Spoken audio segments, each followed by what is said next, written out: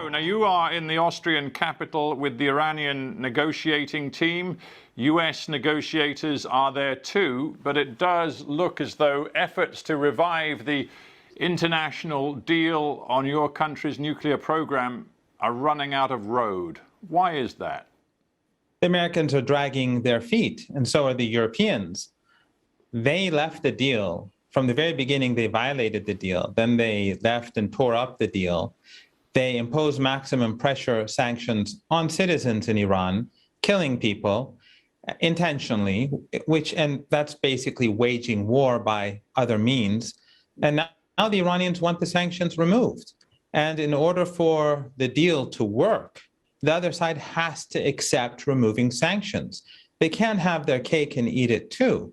So what we're seeing is that the Americans and the Europeans are resisting. They want to keep sanctions in place. They don't want a proper verification mechanism, and they don't want to give proper guarantees to the Iranians. And that's simply not acceptable. Do you accept that 2022 could be an extremely dangerous year in the Middle East because the Americans are convinced you are now, in the words of Antony Blinken, the Secretary of State, a very, very short time away from Iran getting enough fissile material for a nuclear weapon? And we know the Israelis are watching this very closely, and their Prime Minister, Naftali Bennett, has reserved the right, quite explicitly, to not be bound by anything that comes out of the talks in Vienna. He says, we are not and will not be a party to any agreement. So there could be this long-dreaded conflict in 2022 over your nuclear program, couldn't there?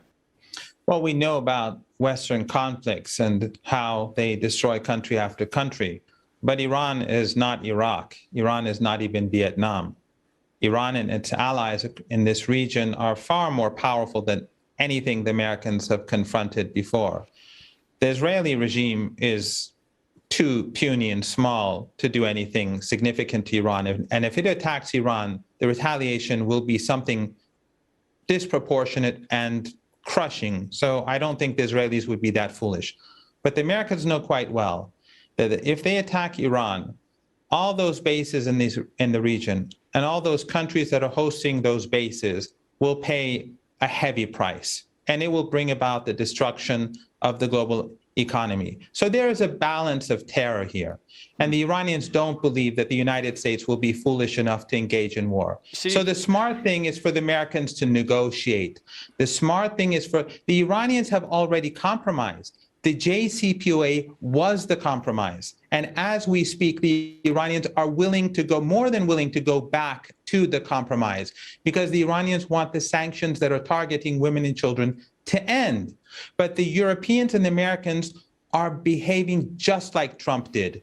The Biden regime and European regimes are behaving exactly like Trump, even though they pretend to be otherwise. The problem with all the rhetoric you're giving me is that you're making it harder and harder for Joe Biden to actually develop a different strategy toward Iran. When you talk of bringing down a rain of violence on US targets across the Middle East, and of course we know your relationship with Hezbollah, with militias in Iraq, and of course with the Houthis in Yemen, you're going to make it impossible for Biden to do a deal with Iran.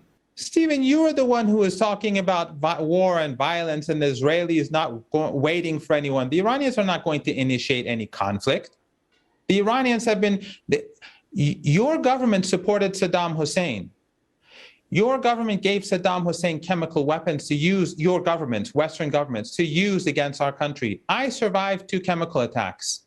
Many of my friends didn't. Iran never retaliated with chemical weapons. That's the difference between us and your governments.